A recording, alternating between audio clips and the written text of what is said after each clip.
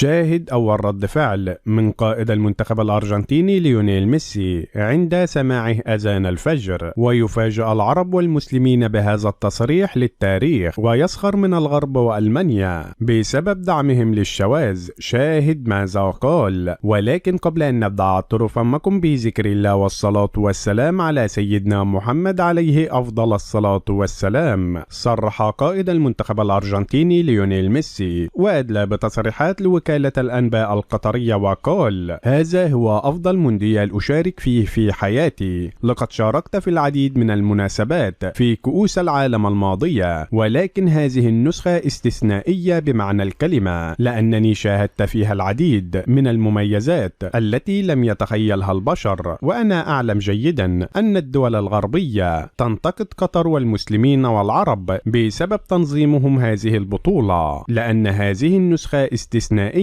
ولا يمكن لأحد تنظيم مثل هذه البطولة فيما بعد، حتى كأس العالم القادم الذي سيقام في أمريكا وكندا والمكسيك لن ينظم بمثل هذا التنظيم. فهنا الناس رائعون ومتدينون للغاية، فنحن نتحرك بكل سلاسة حتى خروجنا من الملعب، وحتى الجماهير الأرجنتينية تتغنى بالشوارع ولا أحد يعترضها مثل ما كان يحدث من قبل في كؤوس العالم الماضية. فقطر أثبتت للغرب فشل أقوالهم المتكررة أن قطر والعرب لن يستطيعوا تنظيم كأس العالم. ولكن أنا اندهشت أن الأذان يرفع في الجوامع الساعة 4 فجرا، والمواطنين المسلمين ينزلون ليؤدون صلاة الفجر في المساجد. فهذا المشهد لم أراه في حياتي، ولقد جعلني هذا المشهد أشعر بأشياء كثيرة لم أشعر بها من قبل، وأسأل نفسي: من يستطيع أن يستيقظ من النوم في الساعة 4 فجرا ليقوم يصلي في المسجد؟ فالإسلام به أشياء عظيمة جدا. وقرأت هنا في بعض الكتب الموجودة داخل فندق إقامة المنتخب الأرجنتيني على مدى تسامح الدين الإسلامي، وقرأت أيضا على النبي محمد. فأنا ما زلت أقرأ حتى الآن ومتأثر جدا بما فعله النبي محمد في نشر الدعوة الإسلامية. فالغرب وتخصيصا ألمانيا لم تحترم العادات والتقاليد الإسلامية، والتي دعت هنا في أرض الإسلام للترويج للشواذ، وهذا أمر نرفضه جميعا. فنحن نلعب كرة قدم، ولسنا هنا للدعاية للشواذ أو المثلية الجنسية. وفي النهاية لا تنسى الإعجاب بهذا الفيديو والاشتراك في القناة ليصلكم جديدنا.